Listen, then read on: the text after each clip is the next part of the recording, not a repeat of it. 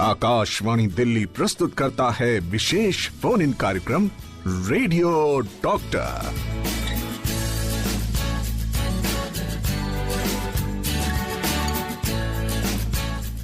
नमस्कार। Radio doctor के नए अंक के साथ आपकी दोस्त शालिनी मित्तल स्वीकार करिए मेरा नमस्कार। श्रोताओं, आज का विषय किसी आपदा से होने वाली संभावित क्षति को कम करने के लिए आपदा से पूर्व, उसके दौरान और उसके बाद किए जाने वाले प्रयास, आर्थिक सहायता, पुनर्वास व्यवस्था, चिकित्सीय सहायता आदि आपदा प्रबंधन इसे कहते हैं।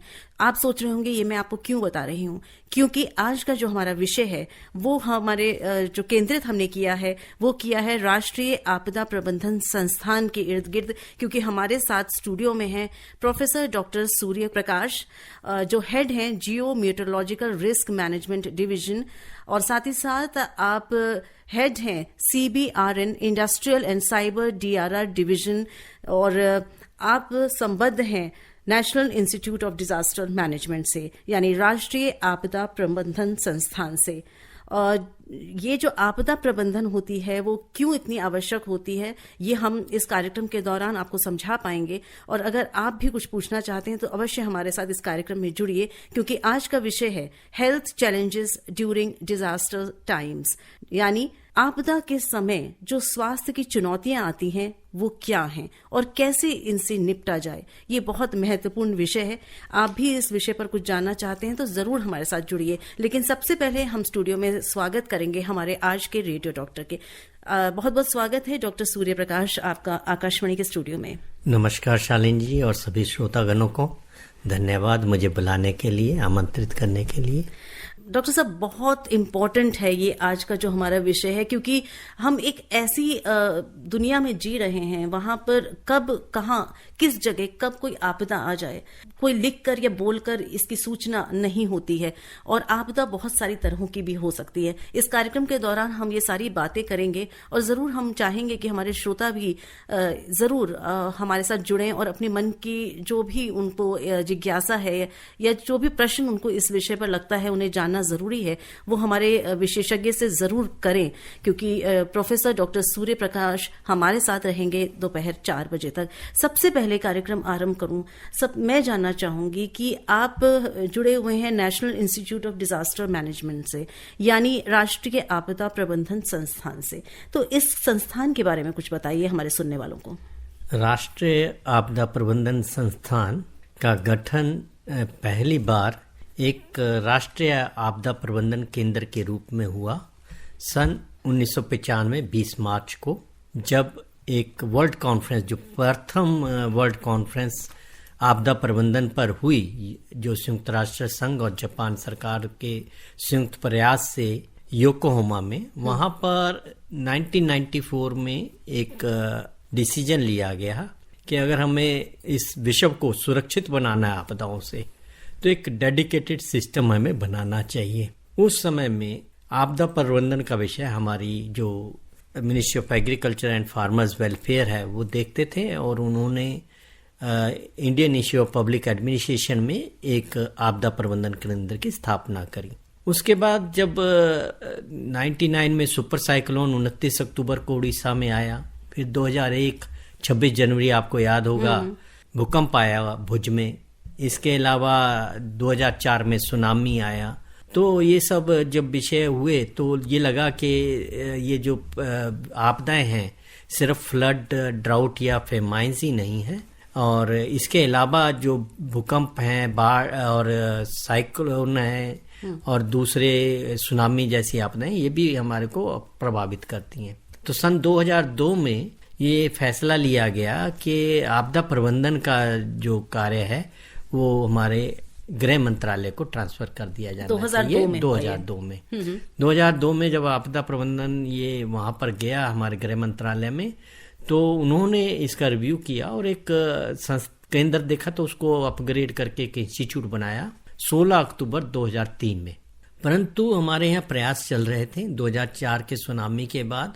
2005 में एक आपदा प्रबंधन कानून आया तो उस आपदा प्रबंधन कानून के तहत इसको एक जो कानूनी रुतबा दिया गया आपदा प्रबंधन संस्थान को, और इसको संस्था को आपदा प्रबंधन कानून में एक चैप्टर 7 के जरिए सेक्शन 40 to 43 में बताया गया कि इसका एक भूमिका होगी जो आपदा प्रबंधन में हमारे राष्ट्र में और इस क्षेत्र में किस तरह से क्षमता विकास किया जाए।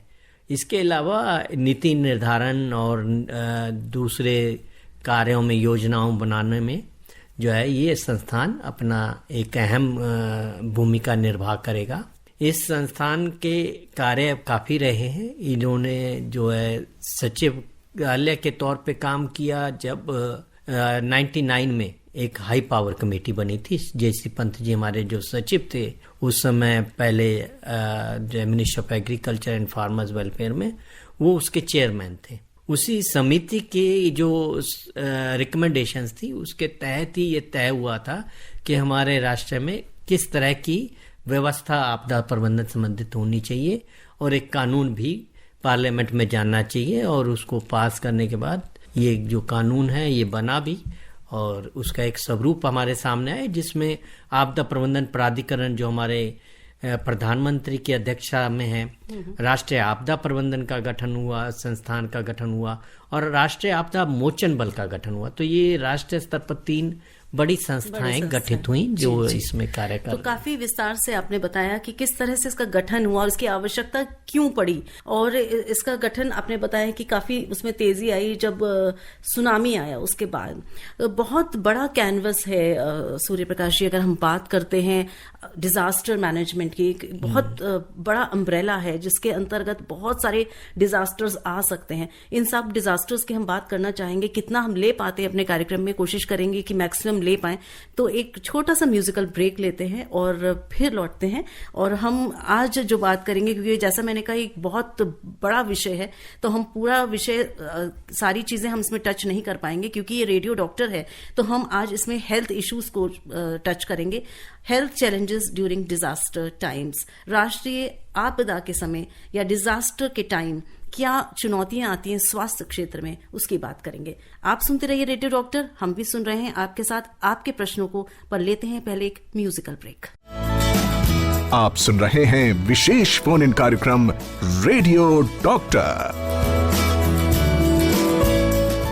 Welcome back. आप सुन रहे हैं कार्यक्रम रेडियो डॉक्टर, और रेडियो डॉक्टर में आज के हमारे विशेषज्ञ हैं प्रोफेसर डॉक्टर सूर्य प्रकाश।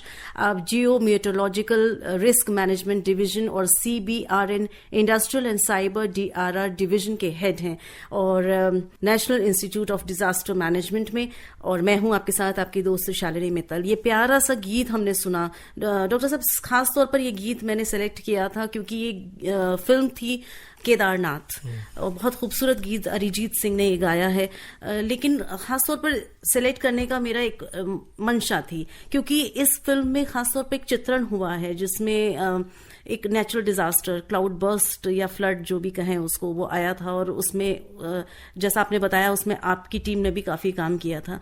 तो मुझे ये जानना है कि कौन कौन सी ऐसी आपदाएं हैं, नेचुरल डिजास्टर्स हैं जिसमें आपकी टीम काम करती है?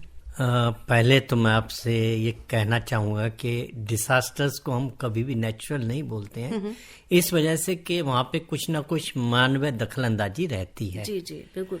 प्रकृति की तो कुछ प्रोसेसेस होती हैं, कुछ विपदाएं होती हैं जो नुकसानजनक हो सकती हैं, परंतु जब तक मानवीय संसाधन या मानव के जो रुचि के एलिमेंट्स है, तत्व है, वो प्रभावित नहीं होते तो हम उसमें ज़्यादा ध्यान नहीं देते हैं। तो आपदाओं का प्रबंधन मुख्य आधार पर हम मानवीय दखलंदाजी और मानवीय भूमिका के तौर पे देखते हैं कि किस तरह से इस तरह की जो भी प्राकृतिक गतिविधियां हैं या प्रोसेसेस हैं या इवेंट्स हैं, उसमें हम कैसे प्रभावित होते हैं और क्या कर सकते हैं। तो आपने मुझसे कहा कि कौन कौन सी आपदाएं, तो अभी जैसे हमने जो गाना सुना केदारनाथ का, केदारनाथ ट्रेजेडी अपने आप में एक बहुत बड़ा हमारे लिए सबक था, क्योंकि ऐसे पिलग्रिमेज प्लेसेस जो बहुत रिमोट एरिया में, इनएक्सेसिबल, हाई एल्टीट्यूड और एडवर्स वेदर कंडीशंस होती हैं जहाँ पर, वहाँ पर बहुत संख्या में जब लोग चले जाते हैं और उनको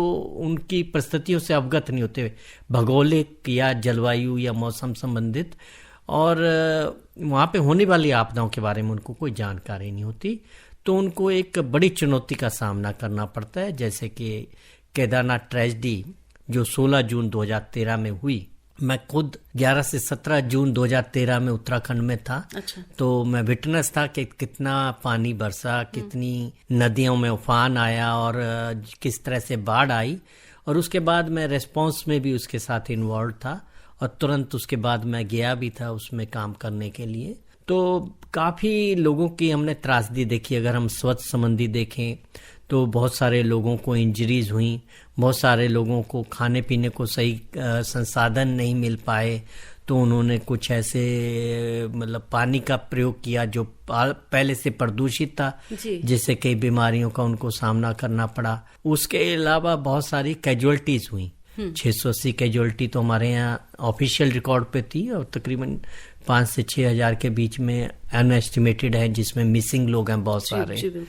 तो आपदाओं के दौरान हम किसी भी क्षेत्र में जाते हैं, चाहे वो केदारनाथ हो, बद्रीनाथ हो, यमुनोत्री हो, गंगोत्री हो, या और ऐसे स्थल हो जहाँ पर हम जा रहे हैं, तो हमें इन चीज़ों का ध्यान देने की बड़ी आवश्यकता है। इससे पहले भी एक बड़ा उदाहरण हमारे सामने प्रस्तुत प्रकृति ने किया था, वो थी 1998 की, मुझे याद है 17 और 18 अगस्त 1998 में 1998 में एक बड़ा भूस्खलन हुआ था मालपा में, मानसरोवर के रूट पे, जहाँ पे हमारे ट्रैकर्स टूरिस्ट जाते हैं कैलाश जी के दर्शन करने, कैलाश मानसरोवर के यात्रा पर, और वहाँ पर 200-250 लोगों की डेथ हुई थी। उसमें हमारी जो फेमस डांसर प्रतिमा बेदी हैं, उनकी भी डेथ हुई थी। बिल्कुल, मुझे याद तो काफी ह्यू एंड क्राई हुआ था। उस समय भी काफी काम किया गया था।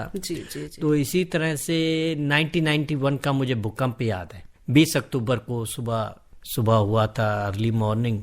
तो उसमें भी काफी कैजुअलिटीज हुई थी। तो लोग उसमें भवन में दब के मरे थे, और काफी लोगों को हेड इंजरीज या बॉडी इंजरीज हुई थी, पर्टिकुलरली जो मलबे में दबे हुए लोग थे, बिल्डिंग के ध्वस्त होने की वजह से। तो ऐसे ही बहुत सारी बीमारियां कई जगह पर रिपोर्ट की गई हैं, जैसे फ्लड आती है तो उससे पानी प्रदूषित होता है और उससे वेक्टर बोर्न डिजीजेज हो जाती हैं। बिल्कुल बिल्कुल, यही मैं तो ये सब जानना आपसे चाह रही थी। एक इंटर रिलेटेड है। हाँ, बिकॉज क्या होता है कि स्वास्थ्य की समस्याएं बहुत ज्यादा आ जाती हैं जिस समय ये त्रासदियां होती हैं, और हम इसकी बात करेंगे। एक श्रोता हमारे साथ फोन लाइन पर इंतजार कर रहे हैं, इनसे बात कर लेते हैं। हेलो। जी आप अपना नाम बताएं। नमस्ते जी। नमस्कार। नमस्ते जी सर। मैम मैं अमित त्यागी बात कर रहा हूँ, नेत्र दिव्यांग हूँ मैम। जी अमित जी, यूपी से बात कर रहा हूँ मैं। हाँ जी, प्रश्न करें अपना। और मैडम मैंने आपको थैंक यू बोलने के लिए फोन कर रहा हूँ, डॉक्टर साहब को भी थैंक यू, क्योंकि आप इतने अच्छे शो करती हैं कि मुझे सवाल करने का ही मतलब कर नहीं पाता हूँ, क्योंकि जो सवाल मैं करना चाहता हूँ आप ही पूछ लेती हो। नहीं, आगे से हम आपको चांस देंगे। सॉरी। नहीं आप जी, ये तो बहुत अच्छी बात है कि आपने इतने से सवाल पूछती हो कि हमें पूछने की जरूरत नहीं पड़ती है। Thank you Amit ji, thank you so much. अच्छा लगता है आपका। Thank you so much. अभी आप कुछ पूछना चाहेंगे? अभी कुछ नहीं पूछना है। ठीक है, तो बहुत अच्छा है आप इसी तरह से, लेकिन आपने बताया तो मुझे बहुत अच्छा लगा कि आप इस कार्यक्रम को सुन रहे हैं, आप जुड़े हुए हैं, तो ये मुझे बहुत अच्छा लगा। तो कार्यक्रम के अंत तक बहुत सारी जानकारी आज हम प्रोफेसर डॉक्टर सूर्य प्रकाश से पूछेंगे। तो अगर कुछ मन करता है तो आप जरूर हमें फोन कर सकते हैं या मैसेज कर सकते हैं। बहुत बहुत धन्यवाद हमें फोन करने के लिए। और एक मैसेज आया है डॉक्टर साहब, अनूप कुमार लिख रहे हैं झारखंड से, हेल्थ चैलेंजेस ड्यूरिंग डिजास्टर, इसके बारे में कुछ बताइए। तो हमारा पूरा आज का जो एपिसोड है इसी पर आधारित है। तो मुझे ये बताइए कि जैसे इन्होंने पूछा है, मैं भी जानना चाहूंगी कि आपदा के दौरान स्वास्थ्य के लिए क्या तैयारी की जाती है, ये बताइए। अब देखिए, आपदा के दौरान दो तरह के हमारे पास चुनौतियां आती हैं। एक जो एग्जिस्टिंग हेल्थ रिस्क हैं, ऑलरेडी कुछ लोग सिक हैं, बीमार हैं, और या कुछ प्रेग्नेंट लेडीज हैं, लैक्टेटिंग मदर्स हैं, वल्नरेबल ग्रुप्स में हैं, डिसेबल्ड हैं, और मेंटली रिटार्डेड हैं, या इस तरह से जो लोग रहते हैं, डिफरेंटली एबल्ड भी हम बोलते हैं।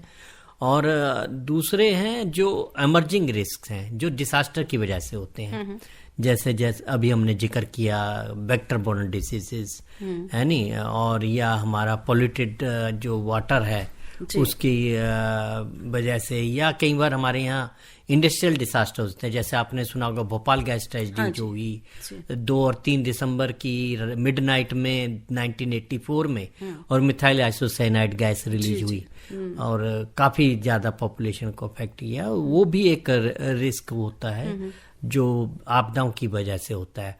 ऐसे ही लास्ट ईयर आपने सुना होगा, अप्रैल लास्ट वीक था जब लास्ट ईयर, तो लुधियाना में गैस रिलीज हुई थी। कोविड के दौरान स्टेरिलिन गैस रिलीज हुई थी एलजी पॉलीमर में। तो इस तरह के इंस्टेंसेस भी होते हैं जहाँ पे आपदाएं हमें प्रभावित करते, तो या फिर बीमारियां भी आपदा बन सकती हैं, जैसे कोविड-19 के दौरान हुआ।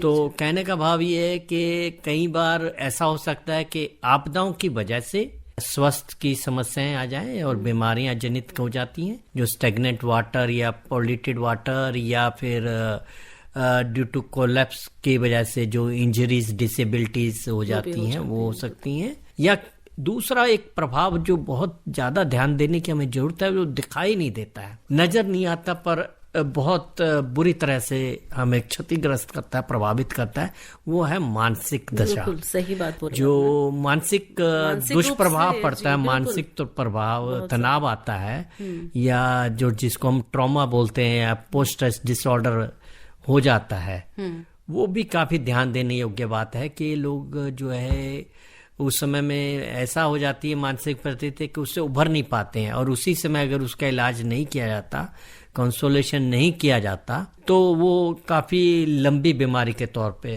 हो सकता है, ग्रसित हो सकता है। इसके बारे में भी हम जरूर बात करेंगे, किस तरह से मानसिक और शारीरिक दोनों ही चुनौतियां आती हैं स्वास्थ्य के क्षेत्र में। हमारे एक श्रोता वेट कर रहे हैं, डॉक्टर साहब लाइन पर हैं। हेलो। कार्यक्रम की दोस्त एंड होस्ट शालिनी मित्तल जी को हाथ जोड़कर रघुविंदर सिंह चट्ठा का नमस्कार। नमस्कार चट्ठा जी, बहुत बहुत स्वागत है आपका इस कार्यक्रम में, और प्रश्न कर लें डॉक्टर साहब से। डॉक्टर साहब को सादर प्रणाम। प्रणाम चड्ढा जी। डॉक्टर साहब, मेरा सवाल ये है कि जब आपदा आती है तो कई बार चारों तरफ जलमग्न हो जाता है, तो स्वास्थ्य एजेंसियों तक पहुंचना, यहाँ तक कि हॉस्पिटल पहुंचना भी मुश्किल हो जाता है। उसमें सबसे ज्यादा जो दिक्कत आती है वो दिव्यांग जन होते हैं ना, वो वहां तक नहीं पहुंच सकते, तो वो किसको कांटेक्ट करें, या किस हेल्थ एजेंसी को या डीएमआरसी को मिले, उसका कोई इमरजेंसी फोन नंबर अगर हो तो कृपया करके बता दें। धन्यवाद, जय हिंद। बहुत अच्छा प्रश्न है इनका, ये जरूर हमें बताएं आप, क्योंकि ये आम सभी के लिए। जी बताएं। हमारे यहाँ आपदा प्रबंधन में इमरजेंसी ऑपरेशन सेंटर्स रहते हैं, डिस्ट्रिक्ट लेवल पर भी है, स्टेट लेवल पर भी है, नेशनल लेवल पर भी है। एक नंबर अभी जारी किया गया है 112, ये डिसास्टर हेल्पलाइन है, और इस पर अगर आप कॉल करेंगे तो आपको इमीडिएट जो भी सहायता की जरूरत है वो प्रदान करने की पूरी कोशिश की जाती है, प्रयास किया जाता है। 112 112 नंबर पे अगर हम कॉल करेंगे तो वो हमारे इमरजेंसी ऑपरेशन सेंटर से कनेक्ट कराएंगे।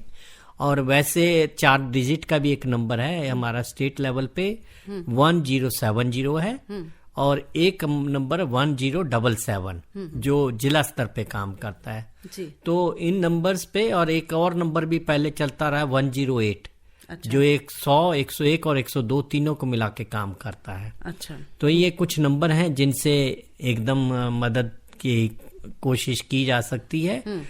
और जहां तक प्रयास है, जो वल्नरेबल ग्रुप, आपने दिव्यांग जनों की बात करी, उनके लिए अक्सर में हम पहले से आइडेंटिफाई करते हैं। हमारी जो आपदा प्रबंधन योजनाएं होती हैं उसमें ये सब पहले स्पेसिफाई होता है कि कितने दिव्यांग हैं या कितने बीमार हैं, कितने लैक्टेटिंग हैं। उसका मैं बहुत अच्छा आपको उदाहरण बताना चाहूंगा कि अभी रिसेंटली जब बिपरजॉय साइक्लोन आया, लास्ट ईयर 15 जून को लैंडफॉल हुआ, तो काफी तैयारियां की गई और उसमें ये सब आइडेंटिफाई किए और उनको पहले से सुरक्षित स्थलों पर ले जाया जाता है। उनको प्राथमिकता दी जाती है ताकि उनका बचाव पहले किया जाए। जो सक्षम है वो तो अपने आप भी चल के जा सकते हैं, पर उनको ले जाना पड़ता है, उनको मदद की जरूरत पड़ती है, तो ये पूरा ध्यान दिया जाता है। तो आप सुन रहे हैं कार्यक्रम रेडियो डॉक्टर। अगर आपके मन में भी कोई सवाल आ रहा है, क्योंकि आज का हमारा विषय बहुत खास है, health challenges during disaster times, तो आप हमें फोन करिए, मैसेज करिए। एक छोटा सा गीत सुन लें डॉक्टर साहब। हाँ जी, है ना। तो ये गीत सुनते हैं और वापस आते हैं और आपके प्रश्नों को भी शामिल करेंगे, और हमारे पास भी बहुत सारे प्रश्न हैं डॉक्टर साहब से पूछने के लिए। तो ये जो प्रकृति है बहुत खूबसूरत है, ये तो हम सब जानते हैं। अगर हम, जैसा आपने कहा, इसमें छेड़छाड़ ना करो, है ना, नहीं तो डिजास्टर हो सकता है। लेकिन आज जो अगला गीत हम ले रहे हैं, बूंद जो बन गई मोती फिल्म में बहुत खूबसूरती से इस गीत में चित्रकार का वर्णन किया गया है कि कैसे एक चित्रकार की तरह इसको बनाया गया है। तो सुन लें ये गीत। बिल्कुल। आप सुन रहे हैं विशेष फोन इन कार्यक्रम रेडियो डॉक्टर। आप हैं कार्यक्रम रेडियो डॉक्टर में अपनी दोस्त शालिनी मित्तल के साथ, और आज हमारे साथ हमारे radio doctor professor doctor Surya Prakash. आप हेड हैं जियो मेट्रोलॉजिकल रिस्क मैनेजमेंट डिवीजन और CBRN industrial and cyber DRR division, national institute of disaster management में। तो सर, कुछ बातें अपनी हो गई हैं, आधा समय निकल चुका है लेकिन आधा बाकी है। तो बहुत सारे श्रोता जुड़ने की कोशिश कर रहे हैं, हमारे पास मैसेजेस भी बहुत सारे आ चुके हैं। एक श्रोता हमारे फोन लाइन पर भी वेट कर रहे हैं। हेलो।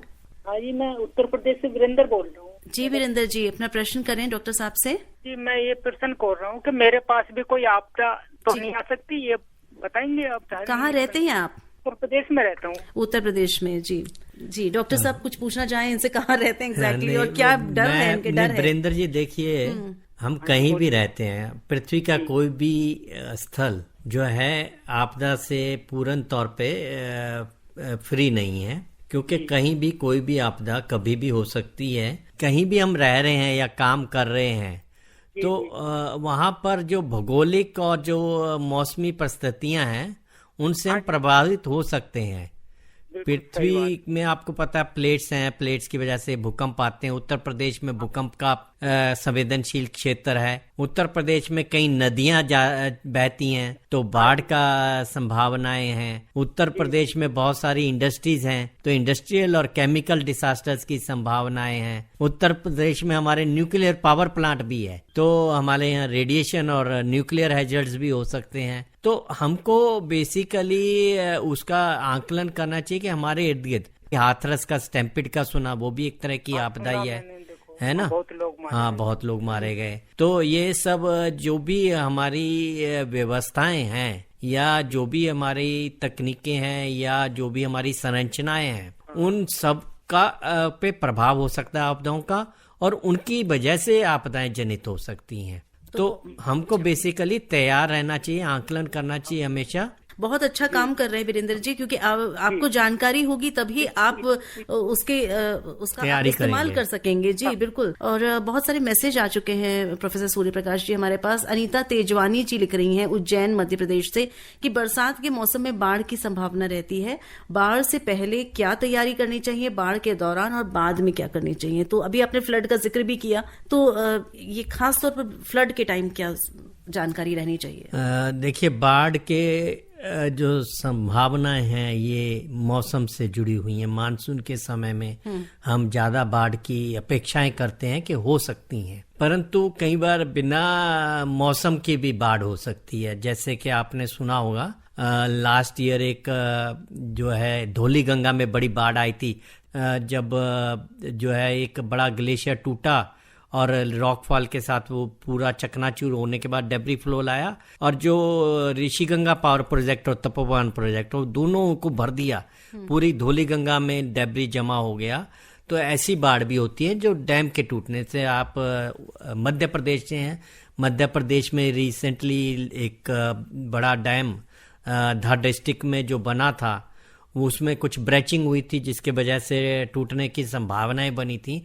तो डैम के टूटने की वजह से भी बाढ़ आ सकती है। तो बाढ़ आने के कई कारण हो सकते हैं, कहीं लेक टूट सकती है, कहीं बांध टूट सकता है, या कहीं भारी वर्षा की वजह से बाढ़ आ सकती है। अब बाढ़ के पहले क्या करें, दौरान क्या करें और बाद में क्या करें, इसमें सबसे पहला आंकलन यही जरूरी है कि उस में संभावनाएं कितनी है क्षेत्र में कि बारिश, बांध टूटने या कोई झील टूटने की वजह से कोई आपदा तो नहीं आएगी। वो हमारे इर्द गिर्द के क्षेत्रों में या ऊपरी क्षेत्रों में जहां से पानी आने की संभावना हमें आंकलन करना पड़ता है। दूसरा, जब अगर होने की संभावनाएं होती हैं कि अब मौसम विभाग ने कहा बहुत भारी वर्षा होगी और ओवरफ्लो हो जाएगा बैंक का, चैनल्स का, और उससे इनंडेशन होगा, तो हमें उसके दौरान ये तैयारी करनी पड़ती है कि जो भी हमारा सामान है जरूरी है उसको हम आपदा का जहां तक स्तर है, जहां तक बाढ़ का पानी आएगा उससे ऊपर के मंजिलों पर ले जाएं।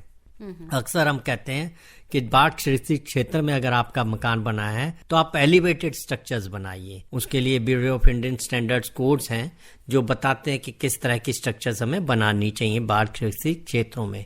और जो भी उस समय में हमें जरूरी सामग्री है अपने सर्वाइवल के लिए, सपोज करो एक क्षेत्र में बाढ़ 1 हफ्ता तक पानी रहता है, ग्रसित रहते हैं, तो हमें उस समय खाने पीने की खाद्य सामग्री और जल सामग्री ये सब ऐसा रहना चाहिए कि आपको उपलब्ध रहे और उसकी वजह से कोई हमारे स्वास्थ्य जैसी समस्याएं ना आ पाए। और आपदा के बाद की भी बड़ी जो इम्पोर्टेंट इशू हैं उसमें क्या है कि बहुत सारे जो पृथ्वी के प्राणी हैं जैसे सांप हैं, बिच्छू हैं, ये भी निकल आते हैं और इसके अलावा सिल्टेशन हो जाती है। तो एक तो सिल्टेशन को हमें रिमूव करना काफी इम्पोर्टेंट हो जाता है कि उससे काफी सारी बाधाएं आती हैं। और दूसरा ये हमें ये सांप बिच्छू के काटने का डर रहता है बाढ़ के दौरान भी और बाढ़ के बाद भी, तो उनसे बचाव के लिए भी उपाय रखें ताकि वो आपको अफेक्ट ना कर पाए जिससे जनहानि भी हो सकती है। तो इस तरह की तैयारी हमारा स्वास्थ्य विभाग भी देखता है और उसके लिए पहले से एंटीडोट्स और दूसरे जो भी दवाइयों के है इस्तेमाल के लिए तैयारी रखता है जी। तो ये है। हमारे एक श्रोता फोन लाइन पर वेट कर रहे हैं। डॉक्टर साहब हेलो। हेलो, नमस्ते मैम। जी नमस्कार। अमित त्यागी फिर से।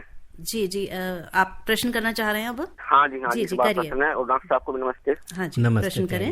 डॉक्टर साहब सवाल ये है कि ये जो भूकंप आता है किन कारणों से आता है और सेंटर होता है, जैसे सेंटर की बात करते हैं यहाँ पे सेंटर है, इसके बारे में थोड़ा सा प्रकाश डालिए। त्यागी जी, मैं एक भूवैज्ञानिक हूँ एकेडमिक बैकग्राउंड से, तो भूकंप क्या है ये हमें पहले स्तर में ही पढ़ाया जाता है अपनी पढ़ाई में कि भूकंप अक्सर में कुछ नहीं है, एक भूकंपन है जो जनित होती है चट्टानों के आपस में टकराने से। अब ये चट्टानें 2-3 तरह से टकराती हैं। एक तो जब हमारी चट्टानें में जो है आपस में प्लेटें टकराती हैं, जो हम कहते हैं कि टेक्टोनिक प्लेट्स के टकराने की कोलिजन की वजह से जो ध्वनि जनित होती है और टूटने से जो कंपन जनित होती है वो भूकंप की फॉर्म में हमें ऑब्जर्व करते हैं। दूसरा जो चट्टानी क्षेत्र होते हैं उनमें भी ये चट्टानें जब आपस में चलते चलते सरफेस पे एक दूसरे से सिकुड़ जाती हैं और उसमें बल पड़ जाते हैं और फिर टूटती हैं,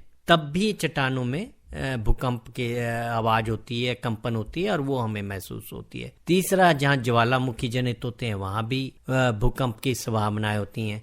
एक और नई संभावना जो हमारे 1967 में कोयना डैम से निकली कि जहाँ पे रेजरवायर होते हैं वहां पर भी कुछ भूकंप की संभावनाएं बनती हैं। एक और भी कारण हो सकता है जो कार्बोनेटिक टेरेन्स होते हैं वहां पे अंडरग्राउंड केवर्न्स और स्पेसिस बन जाते हैं, वो भी कोलैप्स कर जाते हैं। तो वो भी जब आपस में टकराएंगे दो चट्टानें तो भी कंपन महसूस होती है। एक और तकनीकी तरीका है जिसकी वजह से हो सकती है, वो है न्यूक्लियर डिसास्टर्स। जब हम न्यूक्लियर ब्लास्ट करते हैं तो भी एक कंपन पैदा करता है, तो वो भी भूकंप की जैसे कुछ तरंगे पैदा करता है, परंतु ये तरंगों का जो नेचर है वो अलग अलग होता है। तो भूकंप का जनित होने का तो ये कारण है। और ये कंपन से लोगों की डेथ नहीं होती, ज्यादातर कैजुअलिटी जो भूकंप के दौरान होती हैं वो भवनों के ध्वस्त होने से होती हैं। तो ये कारण सबसे बड़ा कारण है और इसमें हमें ध्यान देने की जरूरत है कि कहीं भी आप हैं तो आपके ऊपर जो मेन डेथ होने का कारण है फॉलिंग ऑब्जेक्ट्स, कि कोई चीज आपके सिर के ऊपर आके गिर गई।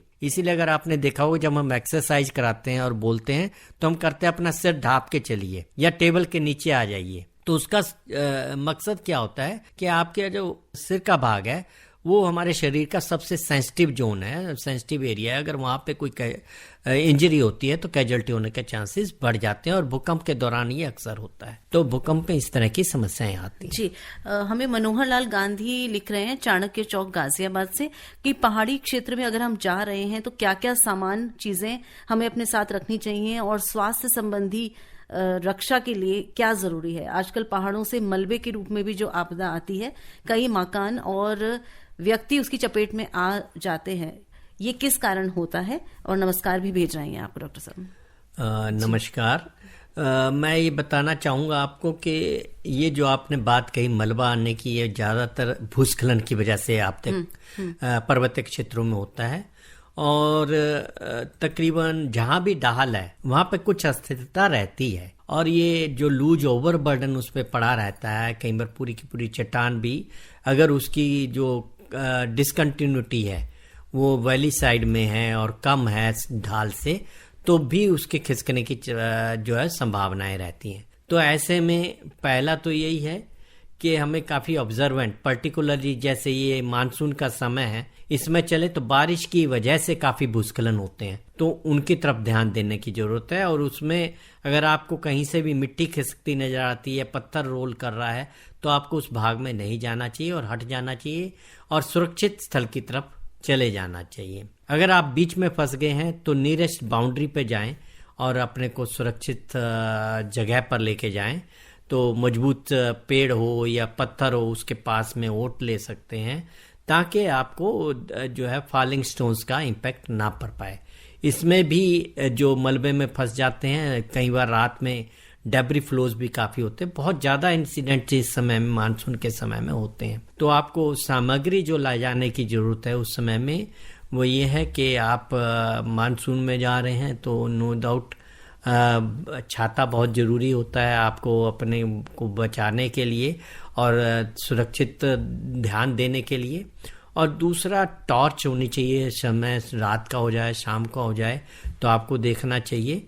और एक विसल हम नॉर्मली कहते हैं कि होनी चाहिए, ताकि आप आवाज़ नहीं दे पा रहे तो विसल तो साउंड कर सकते हैं अगर आप फंस जाते हैं। और तीसरा, आपका कम्युनिकेशन डिवाइसेस, नेटवर्क का, सिग्नल्स का बहुत प्रॉब्लम आता है, तो प्रॉपर नेटवर्क होना चाहिए कहीं भी, कोई भी सिस्टम आप ले जा रहे हैं। नॉर्मली मैंने सुना है डॉक्टर साहब, कहा जाता है कि रेडियो जरूर रखना चाहिए, रेडियो जरूर रखिए। रेडियो में अक्सर बैटरी डाल के रखें और बैटरी वाला रेडियो जो है आपको सूचनाएं देता रहेगा मौसम के बारे में, जिसकी हम कह रहे हैं। मौसम विभाग अक्सर बताता रहता है कि कितनी बारिश की किस क्षेत्र में संभावना है। तो यही, और इसके अलावा कहीं अगर फंस जाते हैं और आप कोई बीमारी से ग्रसित हैं तो वो दवाइयाँ आपके लिए बहुत ज़रूरी होती हैं। तो जो भी दवाइयाँ आपके लिए स्वास्थ्य संबंधित हैं, आपके रोजाना मर्रा के लिए, सर्वाइवल के लिए, तो वो एक्स्ट्रा लेके जाएं। जी, बिल्कुल सही बात। पानी जरूर रखें, पानी पीने का होना चाहिए, थोड़ा ज्यादा रखना चाहिए, थोड़ा ज्यादा। जी। तो आप सुन रहे हैं कार्यक्रम रेडियो डॉक्टर और आज का विषय है health challenges during disaster times. और कार्यक्रम का समय अब थोड़ा सा ही बचा है, हम एक छोटा सा ब्रेक लेकर वापस आते हैं, आपके प्रश्नों को शामिल करेंगे। रहिए हमारे साथ। आप सुन रहे हैं कार्यक्रम रेडियो डॉक्टर अपनी दोस्त शालिनी मित्तल के साथ। आप सुन रहे हैं विशेष फोन इन कार्यक्रम रेडियो डॉक्टर। आप सुन रहे हैं कार्यक्रम रेडियो डॉक्टर और आज हम बात कर रहे हैं health challenges during disaster times. और हमारे साथ हमारे रेडियो डॉक्टर मौजूद हैं। जल्दी जल्दी से प्रश्न कर लें अगर आपको कुछ पूछना है। और हमारे एक श्रोता ने हमसे पूछा है, उमेश कुमार हैं खयाला से। डॉक्टर साहब पूछ रहे हैं कि नमस्ते, आपदा होने वाले स्वास्थ्य पर जो प्रभाव पड़ता है उसकी भरपाई कैसे की जा सकती है और सरकार की ओर से कुछ हेल्प मिलती है क्या? और मैं एक अपनी तरफ से एक प्रश्न इसमें जोड़ना चाहूंगी डॉक्टर साहब। हमने अभी कोविड देखा, कोविड अभी हमारी मेमोरी में बहुत फ्रेश है क्योंकि बहुत लंबे समय तक ये रहा और अभी भी गया नहीं है, ऐसा कहा जाता है। एक भय अभी भी है कि वो लौट कर आ रहा है। तो कोविड के दौरान जिस तरह से कार्य किया आपके संस्थान ने और गवर्नमेंट ऑफ इंडिया ने, तो उस पर क्या कहना चाहेंगे आप? देखिए, स्वास्थ्य संबंधित जैसे कि संक्रामक रोग की आपने बात करी, कोविड जैसे, उसमें आपदा प्रबंधन कानून के तहत ये कहा गया है कि अगर ऐसा कोई संक्रामक रोग है जो हमारी मास पॉपुलेशन को अफेक्ट कर सकता है तो उसमें हमें कोई भी एक्सपीडिएंट या जो भी आवश्यक कार्यवाहियों की जरूरत है वो हम कर सकते हैं। उसका सबसे बड़ा उदाहरण मैं कह सकता हूं कि कोविड के दौरान हमें लॉकडाउन करने की जरूरत पड़ी, तो आपदा प्रबंधन कानून के तहत ही ये सब संभव हो पाया कि हम लोगों को जो है घरों में रोक पाए ताकि जो इसका कोविड का है विस्तार ना हो पाए और उसका रोकथाम किया जा सके, उसको नियंत्रित किया जा सके। इसमें दो तरह के कार्यक्रम होते हैं। एक तो हमारी ministry of health and family welfare है जो हमारी बायोलॉजिकल डिसास्टर्स के लिए रिस्पॉन्सिबल है और वो सारी स्ट्रेटजीज बनाती है। और इसमें एक चीज और नई उभर के आई कोविड के दौरान, वो ये कि हमारे यहाँ दिस इज सिर्फ ह्यूमन ओरिजिन नहीं है, ये एनिमल से भी रिलेटेड हो सकते हैं, जूनोटिक भी हो सकती है। तो एक नया प्रोग्राम बड़ा इशू आया वन हेल्थ का कि हमें सबको एज एन इकोसिस्टम अप्रोच करना चाहिए और वन हेल्थ को लेके चलना चाहिए कि ये जो ट्रांसमिशन एनिमल टू ह्यूमन होता है उसकी तरफ भी हमें ध्यान देने की जरूरत है। अगर हम पहले ही कर्व कर दें तो ह्यूमंस अफेक्ट नहीं होंगे। तो ministry of health and family welfare में एक तरह के कार्यक्रम चलाए जाते हैं। आयुष्मान भारत है जिसमें स्वास्थ्य सेवाओं की उपलब्धता कराई गई है। और कोविड के दौरान जब व्यवस्थाएं कम थी और हमारे यहाँ कोई प्रयोगशालाएं नहीं थी, उसके लिए भी हमारी सरकार ने उचित व्यवस्थाएं करी। जो हमारे आपदा प्रबंधन के तहत दो तरह के फंड्स अवेलेबल होते हैं, एक तो नेशनल डिजास्टर रेस्पॉन्स फंड होते हैं और दूसरे नेशनल डिजास्टर मिटिगेशन फंड। उन फंड्स में से पैसे वित्त आयोग के सहयोग के साथ कुछ पैसे का इस्तेमाल किया गया और नई लैब्स बहुत सारी बनाई गई। तकरीबन 1500 के तक आसपास की लैब्स बनाई गई और बाकी सब व्यवस्थाएं जैसे क्वारंटीन फैसिलिटीज, आइसोलेशन फैसिलिटीज, ये सब भी क्रिएट की गई क्योंकि ये एक तरह की आपदा हो सकती थी जिसको हमें नियंत्रित करना था। तो स्वास्थ्य में हो या आपदाएं हो, उसके लिए हमारे 15वें वित्त आयोग ने काफी व्यवस्था की। तकरीबन 1,60,000 करोड़ की वित्तीय व्यवस्था आपदा प्रबंधन के लिए है उस वित्त आयोग में 5 साल के लिए 2021 से 26 में। तो इनका भी ये सवाल था कि सरकार क्या सुविधाएं दे रही है, तो उम्मीद है आपको उसका जवाब मिल गया। हमारे श्रोता वेट कर रहे हैं फोन लाइन पर डॉक्टर साहब, तो हम इनसे बात कर लेते हैं, बहुत समय कम है। हेलो जी नमस्कार। जी नमस्कार, जल्दी से प्रश्न। गौतम बोल रहा हूँ जी। गौतम साहब जल्दी से प्रश्न करें। सवाल भूकंप पर ही है। जी बताएं। मेरा पूछना है कि जैसे हमारा दिल्ली एनसीआर है, बहुत ही ज्यादा भूकंप प्रभावित क्षेत्र है, डेंजर जोन में है, तो हमारी सरकारों ने क्या इस क्षेत्र भूकंप से बचने के लिए कोई प्रयास, कोई पहले से ही कोई संभावना या प्रयास कर रहे हैं, और कर रहे हैं तो क्या कर रहे हैं? तो अर्थक्वेक पे जानना चाह रहे थे गौतम साहब। गौतम जी देखिए, दिल्ली क्योंकि काफी हाईली कंसंट्रेटेड पॉपुलेशन है और कंस्ट्रक्शन की डेंसिटी भी बहुत हाई है, इसकी वजह से इसकी वल्नरेबिलिटी बहुत ज्यादा है, संवेदनशीलता बहुत ज्यादा है और ये हिमालय क्षेत्र से भी बहुत ज्यादा दूर नहीं है। तो हिमालय क्षेत्र में भी जो भूकंप आते हैं उनकी भी कंपन हमें दिल्ली में महसूस होती है और दिल्ली के आसपास क्षेत्र में भी कुछ भूकंप के सोर्सेज हैं जिसकी वजह से हमें भूकंप की कंपन अक्सर महसूस हो जाती है दिल्ली में। और ये हमारे भूकंप जोन 4 में आता है, जो हमारे 4 जोन हैं 2 से 5, उसमें मतलब सबसे ज्यादा संवेदनशील के अगला जो जोन है उसमें हमारा दिल्ली आता है। ऐसे में दिल्ली सरकार और जो हमारी केंद्रीय सरकार है उन्होंने कुछ कार्यक्रम किए हैं, जैसे दिल्ली का जो है विभाजन किया है, एक स्टडीज करी गई है कि दिल्ली के कौन से ऐसे क्षेत्र हैं जहाँ पे कंपन बढ़ जाएगी और ज्यादा नुकसान होने की संभावना होगी, तो और कौन से ऐसे क्षेत्र हैं जहाँ पे कंपन तेजी से चली जाएगी और कम नुकसान होगा। जैसे आपको मैं अच्छा उदाहरण देता हूँ कि रिज एरिया है जहाँ पे रॉक है, वहां पर तेजी से गति से ये कंपन चली जाती है। पर हमारा जो यमुना का एरिया है जहाँ पे एल्यूवियल सिल्ट है, वहां पर ये है कंपन बहुत टाइम तक रहती है और वो बढ़ भी जाती है, अटेनुएट एम्पलीफाई होती है, तो उसको हम ज्यादा संवेदनशील मानते हैं। तो यमुना के आसपास का क्षेत्र है, वहां पर और कार्यक्रम चलाए जा रहे हैं जन जागरूकता के, प्रशिक्षण के, और इसके अलावा ऐसे भवनों का भी निर्धारण किया जा रहा है जो संवेदनशील है भूकंप से या बाढ़ से, ताकि आपदाओं से पहले अगर कोई उपाय लेने हैं तो उनको या तो मजबूत किया जाए ताकि वो भूकंप इन आपदाओं के दौरान ध्वस्त ना हो, या फिर अगर उनके ध्वस्त होने की पूरी संभावना है तो उसमें पहले से लोगों को इवैक्यूएट किया जाए और समय से उसका इलाज किया जाए, जो भी करना है वहां पर। तो इस तरह की जो संवेदनशील भवन है, इसके लिए दिल्ली सरकार ने कुछ कार्यक्रम शुरू किए हैं और रिस्क असेसमेंट कर रहे हैं और वो उसके लिए उपाय भी करने की कोशिश कर रहे हैं। इसके अलावा जो है एक हमारी जो क्रिटिकल फैसिलिटीज जैसे हेल्थ और एजुकेशन, उस पर भी ध्यान दिया जा रहा है, क्योंकि वहाँ हमारी बहुत सारी पॉपुलेशन जो संवेदनशील है वो रहती है और फ्यूचर स्कूल्स में रहता है, तो स्कूल सेफ्टी प्रोग्राम्स भी चलाए जा रहे हैं और हॉस्पिटल डिजास्टर मैनेजमेंट प्लान्स उस पर भी ध्यान दिया जा रहा है। जी, आपने अभी बात की कि जागरूकता, जन जागरूकता की बहुत आवश्यकता है, प्रशिक्षण की बहुत आवश्यकता है। इसी से जुड़ता हुआ एक प्रश्न मेरे दिमाग में आ रहा है कि मीडिया का रोल इसमें बहुत अहम हो जाता है जब हम जन जागरूकता की बात करते हैं, और इस दिशा में आपने काफी सार्थक प्रयास किए हैं। आपके सराहनीय कदम है कि आपने प्रसार भारती के साथ मिलकर भी इस तरह के प्रशिक्षण कार्यक्रम चलाए हैं जिससे कि मीडिया को जागरूक किया जा सके, और मीडिया इन टर्न हमारे जो आम जनता है उसकी जागरूकता के लिए कार्यक्रम प्रस्तुत कर सके। इसके बारे में थोड़ा सा शॉर्ट में बताएं।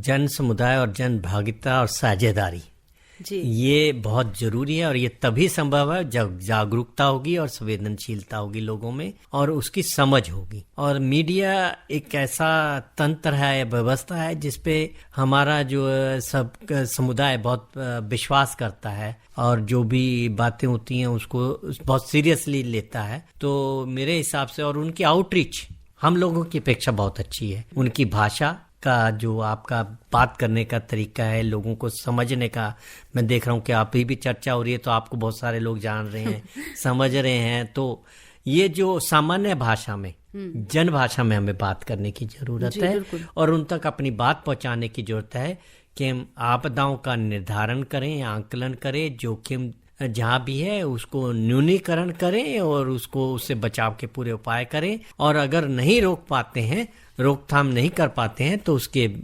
लिए हम पूरी अपनी तैयारी करें और उचित उपाय करें, ताकि उस समय आपदा जब होती है तो आपको कम से कम नुकसान हो। कम से पहला हमारा ध्येय होता है कि कम से कम जाना नहीं हो। अगर जब जान बच गई तो फिर स्वास्थ्य की तरफ हमारा पूरा ध्यान होता है। वो शारीरिक हो, मानसिक हो, आर्थिक हो, सभी तरह के स्वस्थ या सामाजिक स्वास्थ्य भी हम कह सकते हैं। आपस में हमारा बोलचाल का जो है वो भी बहुत उतनी जरूरी होती है, उससे काफ़ी काउंसलिंग होती है, जो मैं कह रहा था। और ये सब एनवायरनमेंट भी देखना चाहिए, एनवायरनमेंट भी पोल्यूट होता, पर्यावरण स्वस्थ भी है हमारा। तो ये सभी तरह के स्वास्थ्य के जो हमारे क्षेत्र हैं उनमें हमें ध्यान देने की जरूरत है। जी, तो बहुत सारी जानकारी आपने प्रोफेसर डॉक्टर सूर्य प्रकाश आज हमें दी यहाँ पर, और बहुत हमारी जानकारी में इजाफा हुआ कि किस तरह से स्वास्थ्य जो चुनौतियाँ आती हैं और जो आपदा का जो समय होता है उसको कैसे हम अपनी तरह से उसका प्रबंधन कर सकते हैं पहले से, और कोशिश कर सकते हैं कि इसका जो नुकसान है वो न्यूनतम रहे। तो बहुत बहुत धन्यवाद हमारे सभी श्रोताओं को जिन्होंने इस कार्यक्रम को सुना और प्रतिदिन सुनते हैं, हमारे साथ जुड़ते हैं, अपनी समस्याएं यहाँ पर हमारे विशेषज्ञ के साथ साझा करते हैं। हमारी पूरी कोशिश होती है कि हम उसका समाधान आप तक पहुंचा सकें। तो हम धन्यवाद देना चाहेंगे हमारे आज के radio doctor professor doctor Surya Prakash का, जी उन्होंने समय निकाला है। आप जियो मेट्रोलॉजिकल रिस्क मैनेजमेंट डिवीजन और CBRN industrial and cyber DRR division के हेड हैं, और national institute of disaster management के अंतर्गत ये आता है, ministry of home affairs government of India. तो बहुत बहुत धन्यवाद आपको कि आपने समय निकाला है और आप यहाँ आए इस कार्यक्रम के लिए। शालिनी जी, आपका भी धन्यवाद और सभी श्रोतागणों का भी धन्यवाद। अपने श्रोताओं को बता दें कि अगर आप इस कार्यक्रम के बारे में हमें कोई फीडबैक देना चाहते हैं तो आप हमें healthairdelhi@gmail.com पर लिख सकते हैं। तो हमारे साथ जुड़े रहने के लिए बहुत बहुत धन्यवाद। स्वीकार करें शालिनी मित्तल का नमस्कार। नमस्कार डॉक्टर साहब। नमस्कार जी।